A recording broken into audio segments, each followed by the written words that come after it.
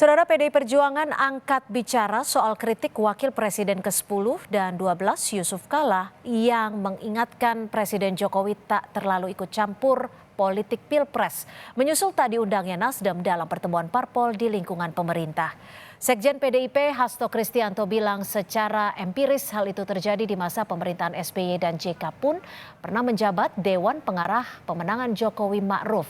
Hasto bilang pertemuan itu membahas kelanjutan kepemimpinan dan kebijakan, bukan langkah memenangkan pemilu.